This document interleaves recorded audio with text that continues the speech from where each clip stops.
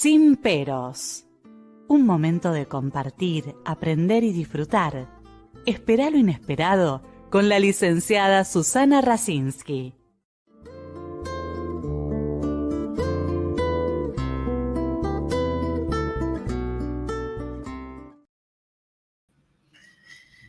Muy buenas noches. Hoy está con nosotros un estudioso, un investigador de los temas de la sociedad, del psicoanálisis, de la cultura, del super yo y de tantas cosas.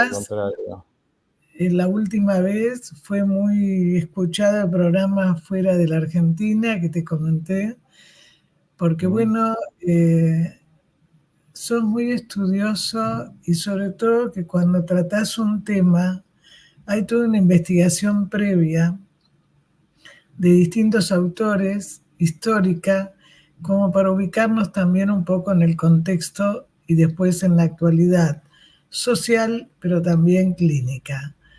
Y bueno, Omar es docente de la USAL y de otra universidad también, porque seguís estando, ¿no?, en el litoral. Sí. Bueno, en principio, buenas noches y agradecido de la invitación. Un gusto siempre participar de tu programa tan interesante. Sí, estoy en la Universidad de El Salvador, en la Universidad Católica de Misiones, y en el doctorado de psicoanálisis de la Universidad de las Américas, que es una universidad radicada en Brasil, pero bueno, se dictan cursos y el doctorado a nivel virtual, digamos, con lo cual pueden participar muchísima gente, tanto de América como de Europa, digamos, ¿no? Pero es interesante porque el tema que nos convoca hoy, que es de tu próximo libro, que es la cultura como objeto del psicoanálisis, al estar en contacto con población de distintos lugares, también te hace llegar a ciertas hipótesis y conclusiones, ¿no? ¿Qué es lo que pasa con la globalización? ¿Qué es lo que pasa en esta sociedad donde predominan ciertas conductas como la corrupción, la desmentida, en fin? Pero para eso te vamos a escuchar a vos. Pero creo que es interesante, ¿no?, el estar en distintos ámbitos docentes. Por lo menos a mí me pasa con los grupos, ¿no?, que tengo con gente de Perú, de México, de España y de Argentina, y realmente se enriquece mucho el grupo y nos enriquecemos todos, ¿no? De Israel. Sí, bueno, permite estar en contacto con la diversidad, ¿no es cierto? Y básicamente la cultura es eso, digamos. Yo me decidí a hacer este libro que está pronto a salir, supongo que durante este mes va a salir. De alguna manera es una continuación, si se quiere, del libro anterior, el Super Yo Productivo, donde ahí focalizaba problemáticas actuales, Y este libro, bueno, tiene como objetivo hacer un estudio lo más sistemático posible acerca de qué es lo que... Estaba buscando el otro libro, por Ah, eso me levanté, pero bueno, no, eh, no lo tengo a mano, pero bueno, sí, bueno, si lo tenés. un poco el propósito del libro es hacer un estudio lo más sistemático posible acerca de cómo Freud pensaba la cultura, por eso lleva por subtítulo una lectura freudiana, ¿no? Por supuesto que autores posteriores han enriquecido y problematizado el tema, pero bueno, un poco el objetivo del libro es tener relativamente en claro cuáles son los fundamentos, cuáles son las claves de desciframiento, digamos, que Freud utiliza para pensar la cultura y acentuar un sesgo, ¿no es cierto?, que el psicoanálisis tiene cuando se acerca a las problemáticas vinculadas con la cultura, que es una lectura clínica, ¿no? A diferencia de otras disciplinas, ¿no es cierto?, que también se ocupan de la cultura, la antropología, la sociología, en fin, el psicoanálisis, digamos, a diferencia de esas visiones, a diferencia de esas lecturas, tiene una lectura clínica. Eso significa que Freud se acerca, digamos, a la clínica a partir, se acerca a la cultura a partir de problemas clínicos, ¿no es cierto? Y entonces uno puede decir que tiene como dos grandes registros para hablar de la cultura, ¿no? Uno es el registro genealógico, ¿no?, donde él se preocupa de, bueno, preguntarse y tratar de elaborar hipótesis para dar sustento a su concepción acerca del origen de la cultura. Es una problemática que aparece en un texto clásico que es el Tabú. Y después se ocupa a lo largo de su obra, desde el inicio incluso, de hacer un diagnóstico de la cultura, hacer un diagnóstico clínico de la cultura. Yo creo que eso es el aporte que el psicoanálisis hace a los estudios culturales, ¿no? Y le permite además, o nos permite, mejor dicho, entrar en diálogo con otras disciplinas, ¿no? Complejizar el tema, generar, digamos, una perspectiva distinta a la que puede tener, distinta y complementaria, si se quiere, de la que puede tener la sociología, la antropología. Digamos, la perspectiva, el abordaje que Freud hace respecto de la cultura es muy amplio. Y una de las cosas que también me motivó a hacer este estudio es el hecho de que en general cuando en la bibliografía psicoanalítica se aborda el problema de la cultura, se lo aborda desde el punto de vista del malestar, ¿no? El texto clínico básico, ¿no es cierto?, el malestar en la cultura. Pero Freud se ocupó de la cultura desde muchos otros aspectos, no solamente desde el malestar en la cultura, ¿no? Incluso me llamó la atención haber encontrado una carta que Freud le escribe a Lu Andrea Salomé cuando estaba terminando de escribir el texto. Básicamente no le daba ninguna importancia a ese texto. No le parecía un texto valioso, no le parecía un texto creativo, y bueno, no lo valoraba como después la posteridad valoró ese texto, ¿no? O sea que, digo, ¿qué significa eso? Significa que para Freud el problema de la cultura va mucho más allá del malestar. Ese es un aspecto sin duda importante, pero se ocupó en muchos textos de hablar, por ejemplo, de que la cultura es un sistema también de compensaciones frente a ese malestar, ¿cierto? Y entonces valoraba otros aspectos de la cultura, no solamente el aspecto sintomático, si se quiere, ¿no? Por supuesto que, bueno, en realidad, y es un aspecto sin duda valioso, atender a cuáles son los efectos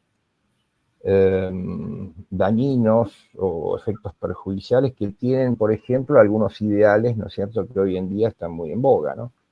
En ese sentido, el psicoanálisis intenta, bueno, explicar los efectos, si se quiere, perjudiciales de todo lo que en la cultura se presenta como el ideal, ¿no es cierto? Y entonces bueno, intentamos poner algo así como un plano de interrogación acerca de si esos ideales son efectivamente, digamos, puramente beneficiosos, ¿no?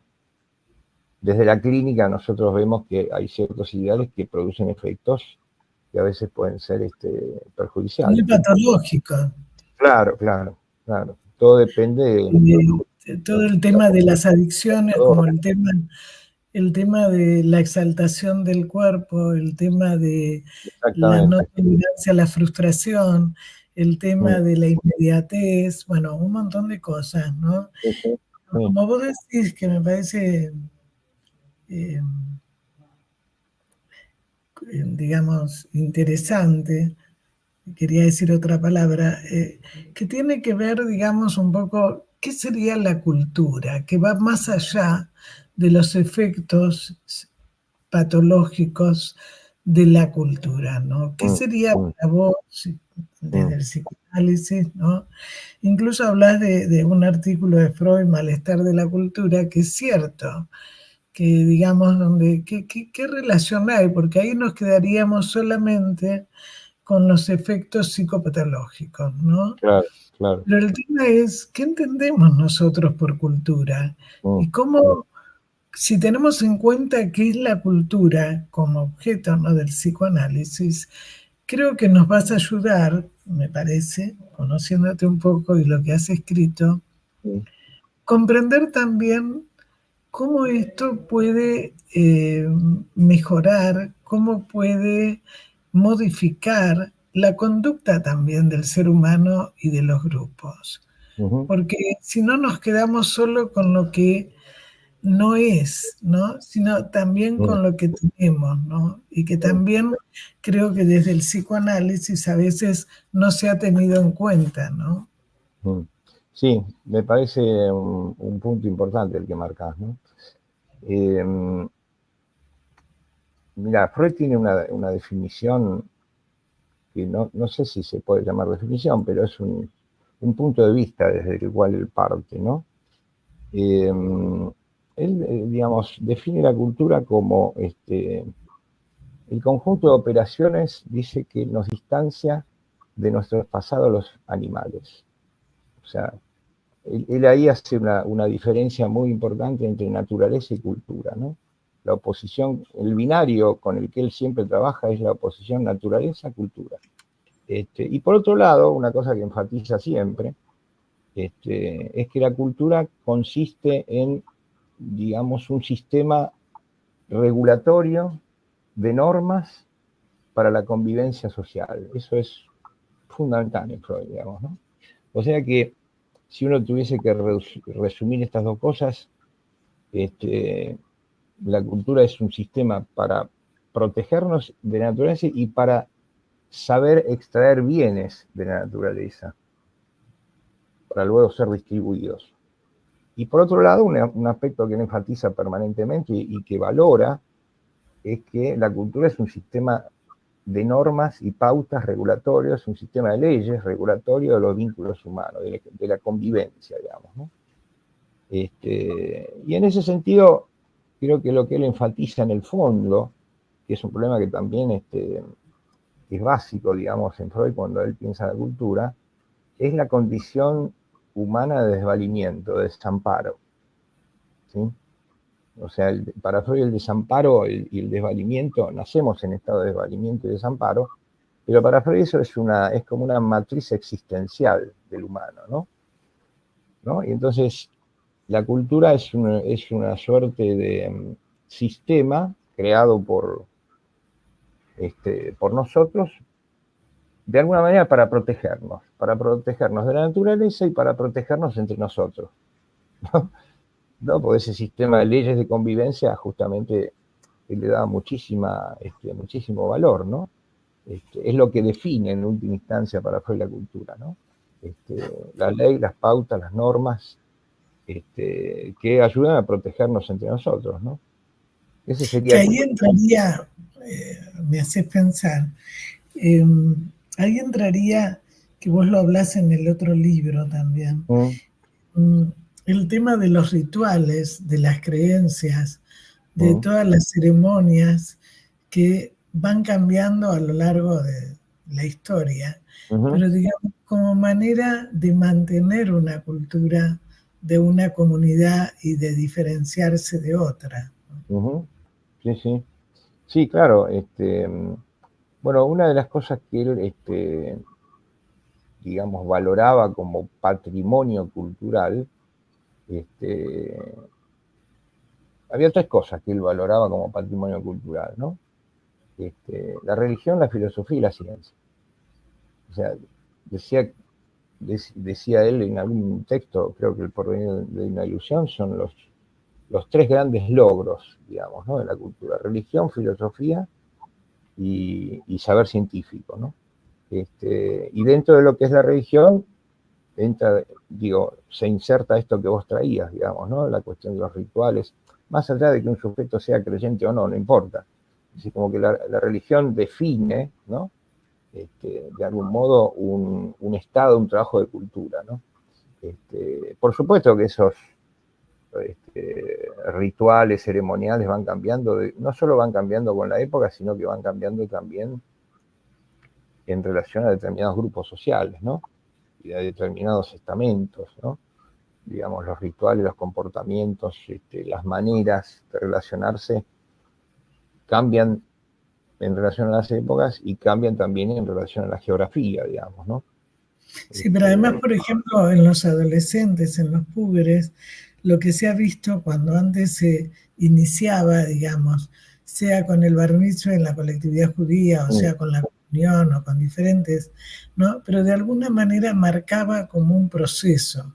Y hoy en día uno ve que las nenas de 10 años u 8, o los chicos, el otro día un nene de 1 año estaba teñido el pelo, ¿no? O sea, terrible. Claro. Ver los padres qué significaba para un niño ya ponerle tintura con todos los elementos químicos, ¿no? Digamos, esta cosa de no haber una diferenciación, ¿no? Entre lo que sería para el niño y lo que sería para el supuesto adulto. Y eso antes en las tribus, en las comunidades estaba muy marcado, ¿no? Como que era necesario pasar para entrar, digamos, en otra etapa, ¿no? Sí, claro. Sí, como una especie, una suerte de rito de iniciación, digamos, ¿no? Algo que haga de clivaje, digamos, de un momento a otro en fases, momentos de la vida. Yo creo que sí, eso se ha de alguna manera diluido, perdido. Creo que va acompañado eso con el hecho de que se pierde la diferencia generacional, ¿no? Es como que el adulto y el niño son lo mismo, ¿no? Me parece que romper con esos hitos está un poco al servicio de no distinguir, bueno, qué es un niño, qué es un adulto, qué es un adolescente, ¿no? Lo cual introduce, incluso, fíjate, problemáticas como, por ejemplo, que la adolescencia hoy se extiende hasta los 35, ¿no?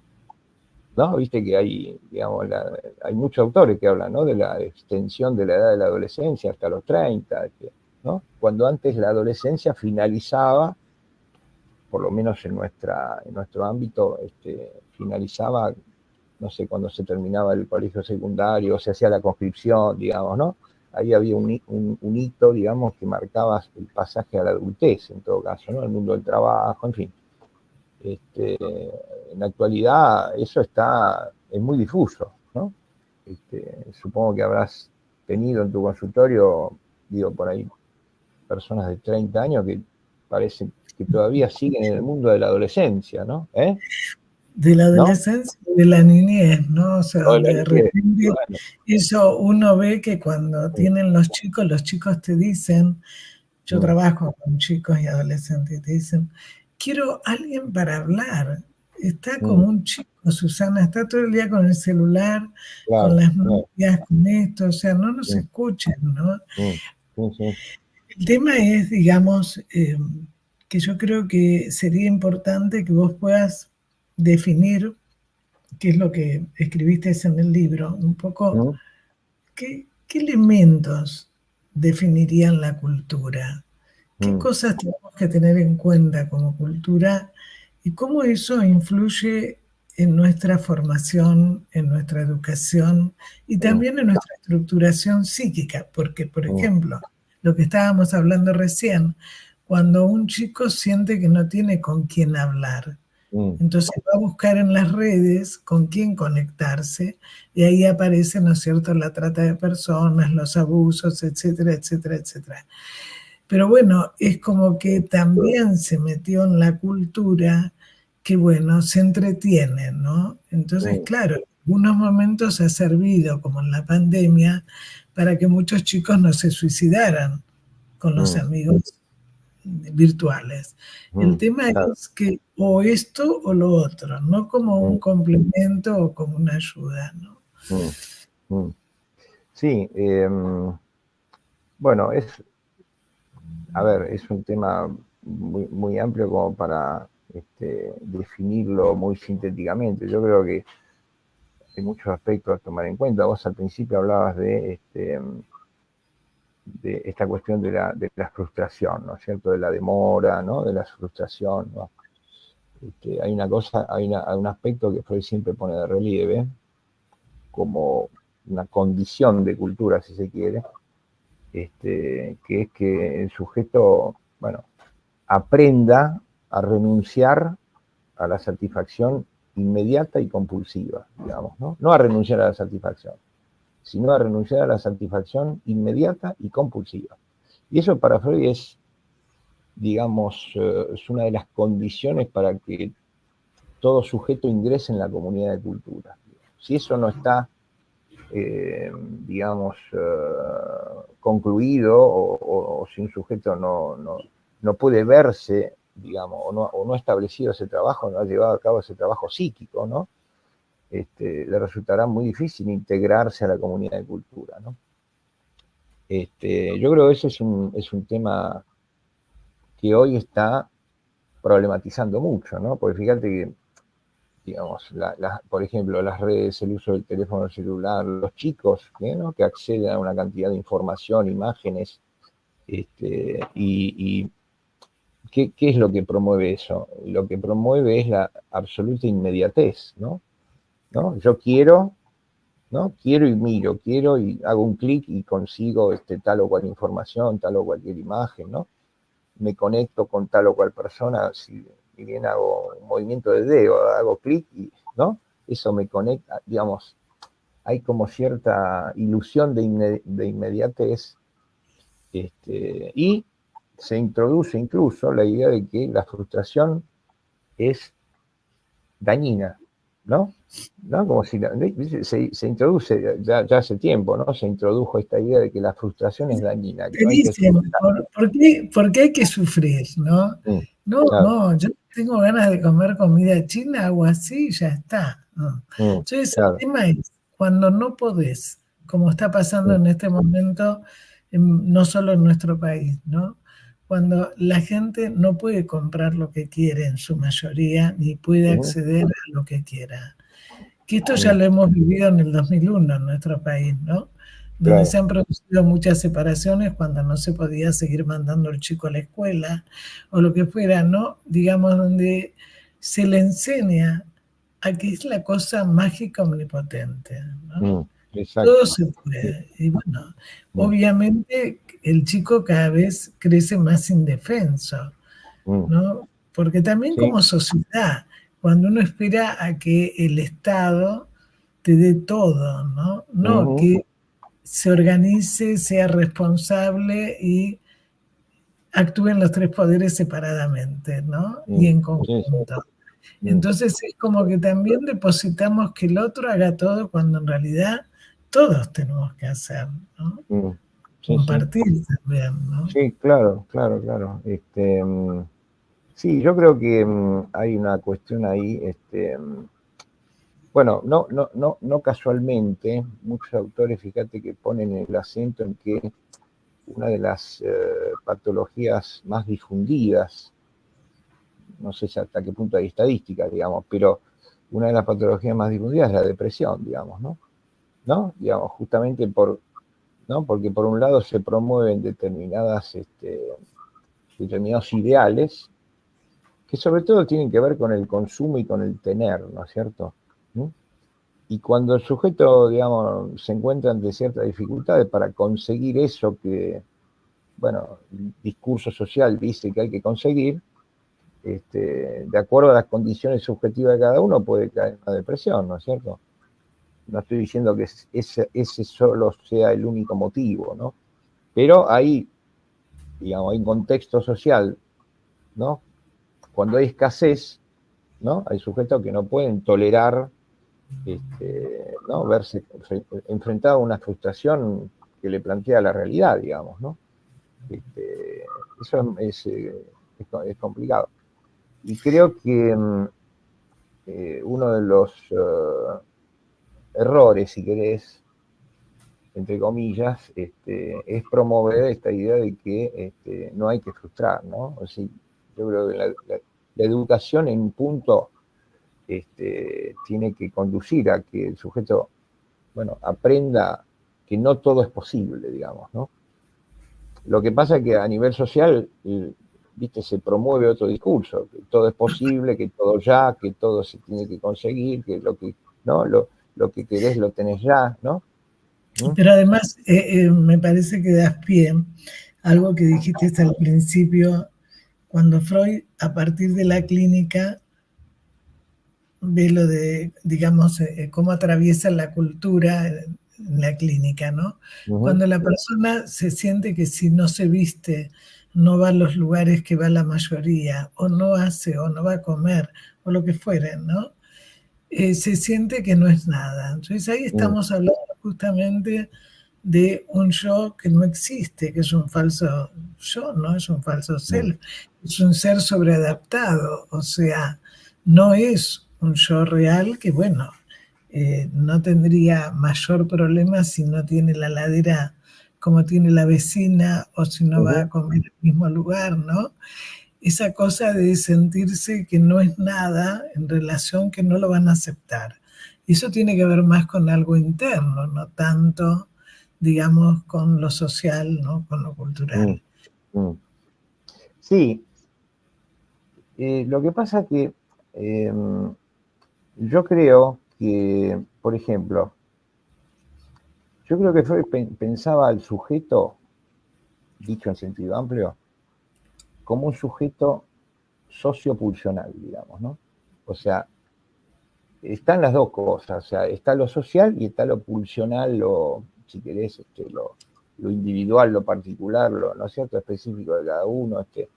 Y yo creo que Freud pensaba al sujeto entre esas dos dimensiones, ¿no? Entre la dimensión de lo social y la dimensión de lo pulsional, de lo psíquico, ¿no?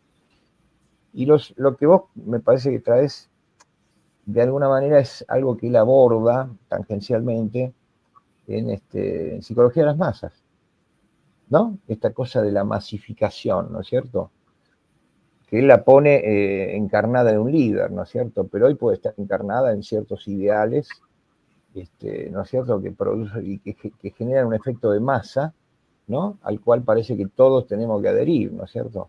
Y el que no adhiere o el que no puede acceder a esas condiciones de masa, bueno, se siente excluido, se siente dejado de lado, siente que no puede, que se siente inútil, ¿no? Hay una cuestión que me hiciste acordar ahora, una cosa muy interesante que Freud dice ahí en ese texto, ¿no? Psicología de las Masas. Dice que nosotros formamos parte de muchas masas, de muchos grupos, digamos, ¿no? La familia, las instituciones, la sociedad, una nación, ¿no es cierto?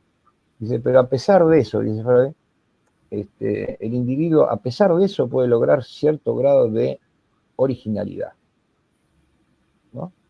O sea, quiere decir que tiene que haber un esfuerzo de parte nuestro, ¿no? Tiene que haber un esfuerzo de parte nuestro. Cuando digo esfuerzo, digo trabajo y digo elaboración psíquica, digamos, ¿no? Para poder, bueno, dentro de ese efecto de masa que se produce en todos nosotros, bueno, lograr cierto grado de individualidad y originalidad, ¿no es cierto? ¿No? Para de alguna manera diferenciarnos y poder sostenernos más allá de ese efecto de masificación, ¿no? Que creo que muchos sujetos hoy en día bueno, se encuentra como desorientado frente a eso, ¿no? Claro, pero Como fíjate que que las vos, herramientas, ¿no? pero vos mismo eh, eh, a animarte a escribir un libro donde te basás en todo el enfoque en la teoría freudiana, digamos, pero también con ciertas curiosidades y con ciertas creatividades en el momento actual y con todo lo que vos venís viendo, experimentando, ¿no? Que sería, me parece interesante que vos puedas decirlo para que la gente también se motive a leer el libro. Ujú, Digamos, ¿cuáles son los aspectos estos que vos decís eh, teniendo en cuenta, porque no hay ningún conocimiento totalmente nuevo? Nuevo mm, es a partir de otra cosa. El mm, tema es no quedarnos solamente en lo que recibimos. También mm, cuando nosotros estamos en la clínica, descubrimos cosas junto con el paciente, ¿no? Que no sospechábamos. Y me ujú, pasa a mí con todas las audiciones, o sea, donde puede haber temas parecidos. Sin embargo, siempre hay algo que surge de este diálogo, ¿no es cierto? Que uno, lo que tenemos es que podemos pensar. Y una de ujú, las cosas en esta sociedad se trata que la gente no piense, ¿no? Que sea mm, más masificado y que sea conducido, ¿no? No ujú, falta el razonamiento crítico. mm. ¿Cuáles son las cosas, los elementos? Vos dijiste varios recién, que cuando vos leíste los artículos de Freud y el concepto de Freud sobre cultura, Mm, que él partió de la clínica en ver ciertos aspectos de la cultura, la importancia de esta, y por eso escribió, no casualmente, en qué momento escribió Malestar de la cultura, Psicología de las masas, ujú, Totem y Tabú, que sí, había que animarse a hacer eso. Vos sabés, la sí, formación de él para él fue muy importante el Talmud, ¿no es ujú, cierto?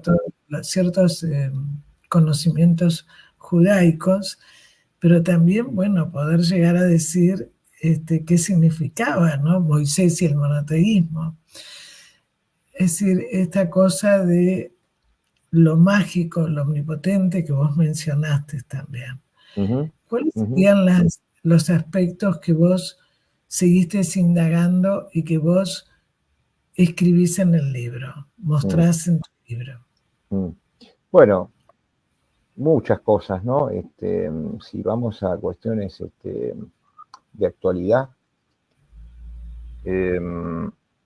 por ejemplo, hacia el final del libro yo tomo algo que tiene que ver con la actualidad y que es si se quiere, el último capítulo, una especie de consecuencia o efecto de todo lo que yo vengo desarrollando a lo largo del libro, ¿no? Y una de las cosas que ese capítulo, por ejemplo, yo lo titulo La cultura en la época de la muerte de Dios, ¿no? Tiene sus efectos eso, ¿no? Y creo que es lo que estamos viviendo en este momento, ¿no? Claro, ¿cuál Ya es el Dios en este momento? claro, claro, claro. Y entonces ahí abordo, bueno, cuestiones vinculadas con la posmodernidad, la relación entre lo que es capitalismo tardío y posmodernidad, que es un poco, me parece que son los grandes parámetros que hoy construyen subjetividad, digamos, ¿no? Posmodernismo en su articulación con lo que es el capitalismo tardío, ¿no? Y creo que una de las grandes paradojas, si se quiere, ¿no? Es la introducción de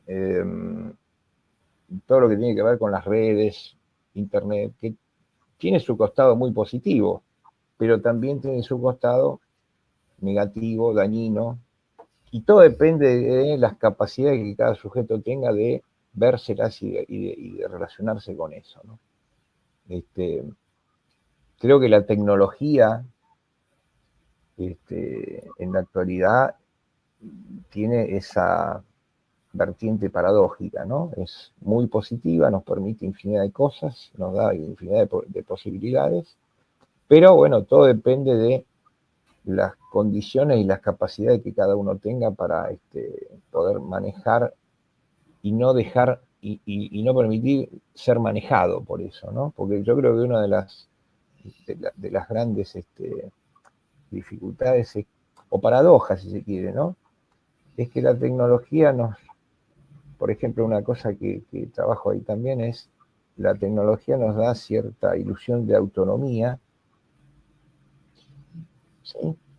Pero por detrás está el riesgo de que es un sistema que nos deja pasivos, ¿no?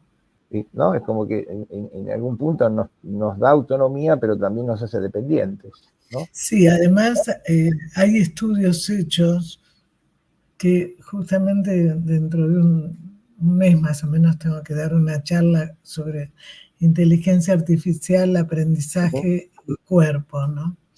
Entonces, estudiando, investigando, una de las cosas a nivel neurológico, ellos le llaman mudanza de las funciones. Ajá. O sea, donde de alguna manera hay funciones que se van perdiendo. Entonces, que no se usan. Entonces, ¿qué pasa? Vemos que, por ejemplo, en chicos de segundo o tercer grado, que no saben leer ni escribir, ya en la universidad vos lo ves también, que les cuesta analizar un texto, entender una consigna, que a veces también algunos profesores hacen mal las múltiples choice.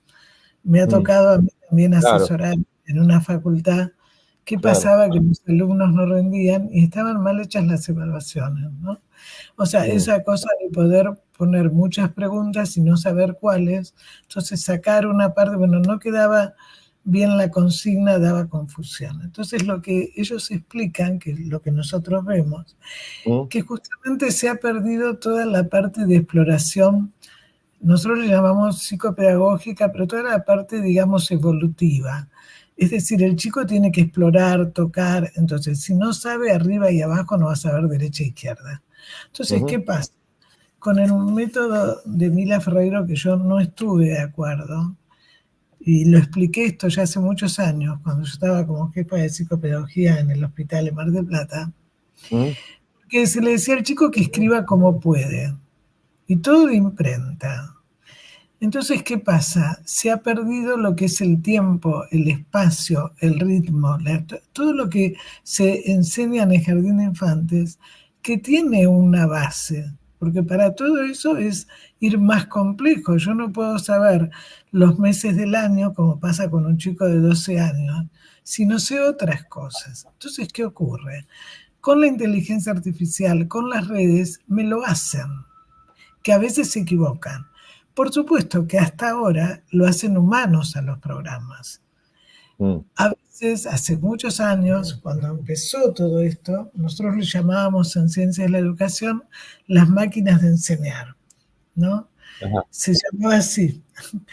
Y cuando me dan los programas, los rechacé porque no había una evolución, una graduación psicopedagógica en los programas de la computación, que para los chicos con discapacidad repetir les es más fácil, pero no para que, digamos, que puede asociar, que puede analizar. Entonces, volviendo a tu libro, que yo creo que es muy importante que no podemos evitar ya el uso de la tecnología. Vos dijiste eso, pero que la tecnología no controle a nosotros, porque esto sería caer en una adicción, no caer en un instrumento.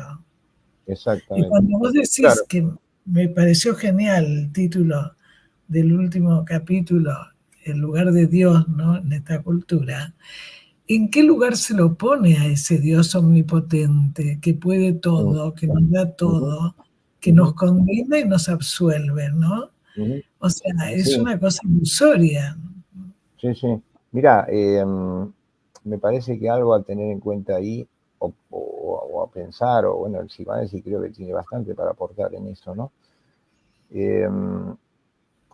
Yo creo que un error, si querés, o una mala relación con la tecnología, ¿no es cierto? Parte del hecho de que el sujeto se ubique esperando que la tecnología haga algo por él, ¿no? yo creo que esa es una posición complicada, porque nos deja en una posición pasiva, ¿no? Esperando que el otro, ¿no? Que la tecnología, ¿no? Que el Dios, entre comillas, tecnología, ¿no? Haga algo por nosotros, ¿no? La inteligencia artificial viene a este lugar, ¿no? Yo le hago una pregunta, ¿no? Le propongo hacer, no sé, un dibujo, ¿viste? Una pintura, la tecnología hace algo por mí. Y yo creo que eso, si bien parece asombroso en principio, tiene efectos muy negativos, ¿no? Como por ejemplo el que vos marcabas, ¿no? Digamos, no se le enseña a los niños a hacer tal o cual cosa, sino que lo hacen las máquinas, ¿no? Esto empezó desde hace mucho, vos lo habrás advertido con el tema de las calculadoras.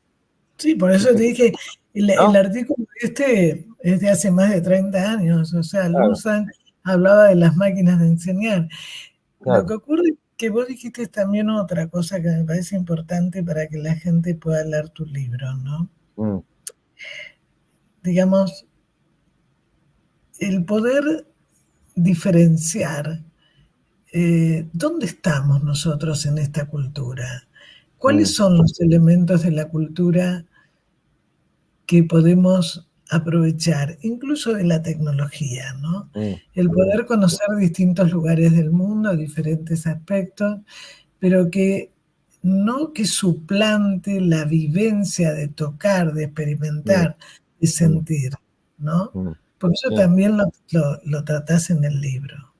sí, sí.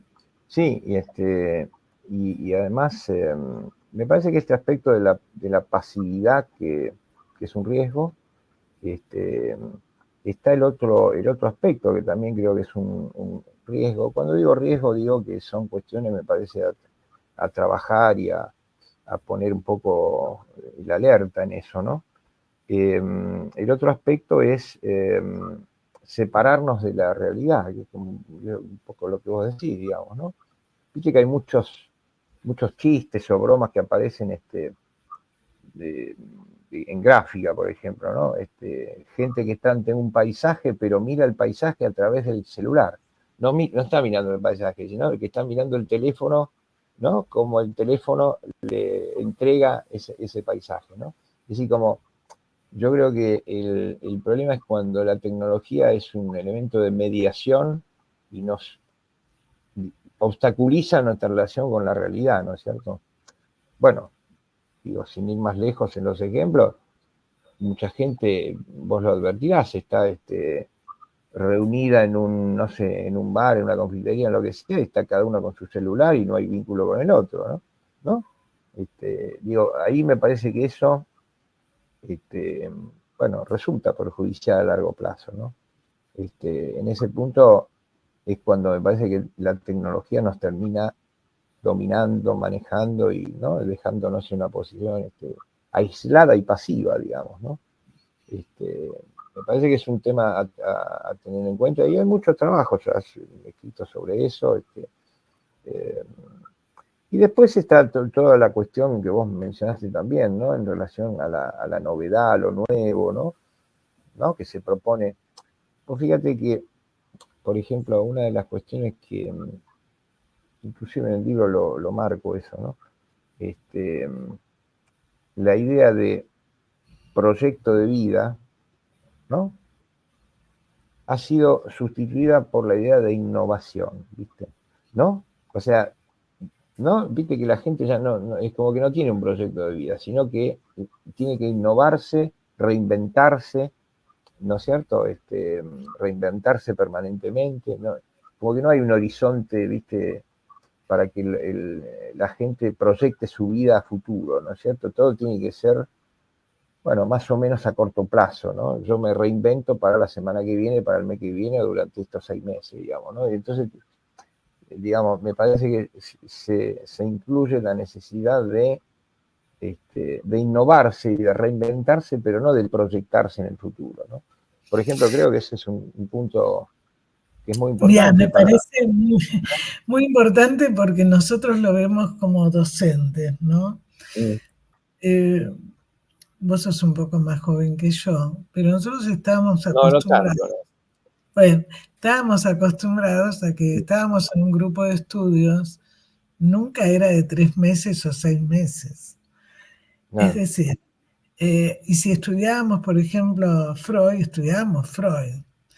No, hoy en día, que el otro día lo decía un colega, por los efectos dañinos, ¿no? Donde por ahí la gente hace un poco de cognitivo, un poco de Lacan, un poco de esto, un poco del otro, y va poniendo lo que se acordó, lo que no supervisa, no se analiza. Entonces, todos los trastornos que ocasiona eso en el trabajo, sea institucional o individual, ¿no? Esta cosa de que tiene que conocer, sigo lo que vos decís, en este capítulo que tratás en el libro, que es lo nuevo, pero por lo nuevo, no por investigar. Porque, por ejemplo, acá, Omar, vos partís de Freud y de toda la teoría freudiana, pero vos agregás e incluís lo que sería la pasividad, que no es solamente la pasividad intelectual, también los efectos que nosotros vemos en la vida, en los problemas en el cuerpo, en la vista, en el oído, o sea, hay un montón de efectos, ¿no? Que ya dijeron que dentro de unos años el cuerpo del ser humano va a ser distinto, porque el estar sentado, el estar en una forma pasiva, pero además también el no ser protagonista, ser espectador, ¿no? Tal cual, entonces, exacto. Vos esto es algo distinto que traes, como también esto que recién hablábamos de todo tiene que ser nuevo, pero el no tener un sentido, un proyecto, nos está hablando que no hay una perspectiva de vida. ¿Dónde está la pulsión de vida? Que Sí, claro. Sí, sí. Bueno, yo creo que eso en algún sentido tiene que ver con una nueva, si querés, un cambio en la concepción del tiempo, ¿viste? Viste que hoy el tiempo, la temporalidad, para ser más amplio, está pensada como continuos presentes, ¿no? Continuos presentes, ¿no? Sin pasado y sin futuro, ¿viste? La vida es un continuo presente, ¿no? Con lo cual, bueno, hay un autor, filósofo coreano, Byul-Chul Han, ¿no? que plantea, bueno, el presente es, en la actualidad el tiempo es una sucesión de puntos, es un tiempo puntillista, ¿no es cierto? ¿No? El continuo presente, ¿no? Con lo cual, bueno, digamos, si eso por ejemplo, si eso lo combinamos con dificultades económicas, ¿no? En una sociedad, bueno, encontrás que, viste, hay jóvenes que no tienen futuro y no saben qué hacer, ¿no? Y buscan un horizonte afuera, ¿no? Se van del país, como si eso fuese tan fácil, por otro lado, ¿no? Viste, como una idea mágica de si me voy todo va a ser mejor, ¿no? ¿Viste? Pero bueno, me parece que esa es otra dificultad que aparece, ¿no? En la actualidad, ¿no? La cuestión del tiempo, la cuestión de la consigna del reinventarse, ¿no? Tiene un punto, bueno, depende cómo se lo lea o cómo se lo entienda, no es en sí mismo algo dañino, digamos, ¿no? Pero el tema es que una cosa es reinventarse sin tener un proyecto vital, digamos, ¿no? Un proyecto a futuro, y que todo, digamos, se reduzca al hecho de, bueno, ser cada vez nuevo, ¿no? Ser cada vez el mismo en un punto, ¿no? Pero es una forma, me parece, de no ser, porque yo pensaba mientras que te escuchaba, ¿no? Byul-Chul Han, viste que él habla, bueno, tiene varios libros, entre ellos Sociedad del Cansancio, ¿no? Es decir, todo es cantidad y no calidad. Pero el tema es, ¿no? Que cuando la persona se reinventa siempre, entre comillas, entonces tenemos las madres que se ponen los mismos tatuajes que los hijos, y donde el chico se siente que para poder ser diferente a la madre o al padre no se tatúa, ¿no? O se convierte en otro sexo porque no va. Es decir, ¿de qué modo, digamos, esta situación de no ubicarse, digamos, en qué tiempo está, porque el tiempo, viste, Borges ha trabajado mucho toda su obra, el tiempo. Bion, como otros autores, el sentido cuántico, el sentido Bion también, ¿no? El sentido que vemos una realidad, pero no quiere decir que no exista otra.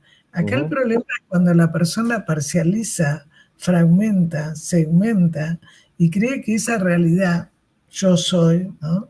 Es la única. Entonces esto lo hace perderse, ¿no es cierto? Y si no tiene en cuenta el pasado, lo vuelve a repetir, nos guste o no. Pero no para vivir del pasado, sino para que sirva qué hacemos con esa historia que tuvimos para no repetir, ¿no? Sí, sí. Bueno, lo que ocurre es que sí, valorar eso es fundamental, ¿no es cierto? Lo que pasa es que esta idea de lo nuevo, de la novedad y bueno, de la valorización de lo nuevo,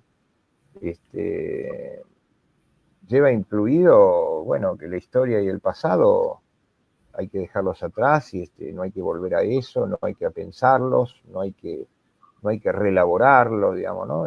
Como que todo debe suceder en un continuo presente, digamos, ¿no? Hasta a lo sumo, no sé, de acá a un mes, ¿no? Y eso creo que, bueno, me parece que, a ver, poner el acento en eso como una mirada crítica, bueno, en todo caso permitirá, en la clínica, si querés, ¿no? Empezar a aportar otro tipo de mirada, ¿no? Para el sujeto que se analiza, el sujeto que, ¿no? Se encuentra con esa dificultad, con esa, lo que hablábamos hace un rato, ¿no? Con esa dificultad de no poder cumplir con los ideales, ¿no? Que le presenta determinada cultura o determinada sociedad, ¿no es cierto? Y después está otra cuestión que hemos hablado, ¿no? Estas madres que se tatúan, por ejemplo, ¿no? Que vos traes, ¿no? De vuelta aparece ahí la indiferenciación de las generaciones, ¿no? ¿No? Una madre que se viste igual que la hija, que, viste, se tatúa como la hija, no le permite a la hija diferenciarse, digamos, ¿no? ¿No? Lo cual, bueno, genera un efecto de desorientación, o a veces los chicos buscan escandalizar, como, ¿viste? Como una forma de diferenciarse, ¿no? Buscar el escándalo, el conflicto, ¿no? Como una forma, digamos, de separarse o diferenciarse de la mala manera, digamos, ¿no? Pero además creo que vos haces otro aporte en el libro, que tiene que ver que no aprendemos, ¿no? El otro día una meteoróloga ucraniana que fue muy vista hace muchos años en la televisión nuestra, cuando empezó el conflicto de Ucrania, ¿no? Dijo, no aprendemos más. Es decir, si uno empieza a ver la cultura a lo largo de las épocas, ¿cómo podríamos aprender de los pueblos, ¿no? Cuando vos ves en Perú, que yo decía, los pueblos anteriores a los incas, cómo esa cultura de la tierra, esa cultura de ver cómo se contactaban con la naturaleza y cómo preveían para tener siempre alimentos, lo mismo en Rusia con la nieve, ¿no? Diferentes pueblos. Que creo que esto también es un aporte que vos hacés, digamos, donde la cultura nos puede ayudar a aprender, no solamente a repetir, sino también a vivir mejor, ¿no? Mirá, yo creo, para hacer una síntesis muy grande, ¿no? Creo que lo único que enseña, no sé si lo único, por ahí es exagerado decir eso, pero creo que una gran maestra, digamos, para la enseñanza es la carencia, digamos, ¿no? La abundancia no enseña. O sea, esto que vos mencionás como ejemplo, ¿no? Los pueblos que progresan, las sociedades, digamos, que se complejizan, es porque tienen que hacer algo con la carencia, con lo que falta, con lo que no tienen, ¿no? Con las dificultades, ¿no? Dificultades que pueden ser climáticas, geográficas, en fin. ¿no? Pero la escasez, en un punto, incluso subjetivamente te diría, ¿no? Sí, si no hay, ¿No? si no ¿Eh? falta, no hay deseo, ¿no? Si está Bueno, todo. bueno, pero me parece que eso es aplicable, me parece, también es aplicable a las comunidades, ¿viste? A las sociedades, ¿no? Es decir, cuando una sociedad no tiene que vérselas con la escasez, con lo que no tiene y con lo que necesita, digamos, ¿no? ¿No? Sería como, viste, la ananqué, ¿no es cierto? ¿No? Viste, la necesidad que nos hace en un punto, bueno, progresar, generar cosas, crear. En la abundancia, la comodidad y el confort, me parece que no son buenos maestros para aprender algo, ¿no? Y fíjate que hay una cosa interesante que Freud siempre hacía, ¿no? Él decía que el comportamiento de una sociedad es comparable al individuo, digamos, ¿no? O sea, él pensaba que las sociedades, digamos, en algún sentido se complejizan y pueden generar cosas a partir de las carencias, ¿no? Porque incluso él decía, la cultura y el humano individual, ¿no? Tiene que vérselas en algún momento con las carencias, ¿no? ¿No? Y eso es lo que genera cambios, es lo que genera posibilidades de crear, digamos, ¿no? Me parece fundamental eso. ¿Viste cuando vos decís, bueno, no aprendemos más? Sí, está bien. La carencia en sí misma no es maestra de nada. Si uno la toma. El tema es qué hace cada uno con eso, ¿no es cierto? No estoy diciendo que no estoy diciendo que la carencia sea la solución para la enseñanza, ¿no? ¿No? Lo que digo es que, bueno, ¿qué hace cada uno o qué hace cada grupo o cada sociedad con eso, ¿no? Lo que vos decís para que la gente, porque a veces te dicen, no, pero ustedes en la cultura de ustedes, con tus padres era todo sacrificio, todo era difícil. No, Mm, no estás hablando de eso. no, claro.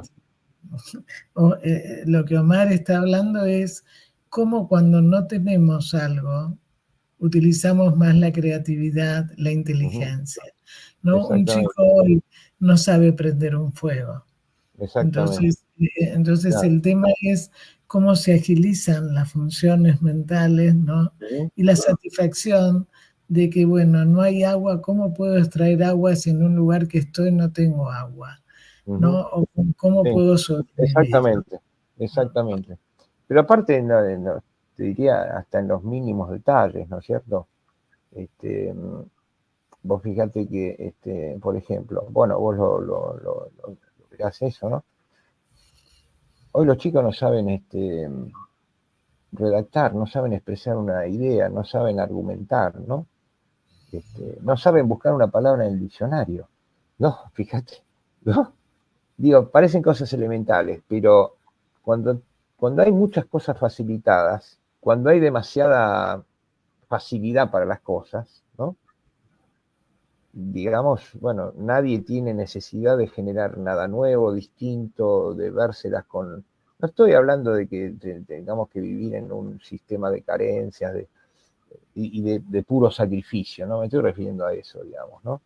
Me estoy refiriendo al hecho de que, bueno, este, si a un sujeto se le da de comer en la boca, bueno, nunca va a aprender a buscarse la comida, digamos, ¿no?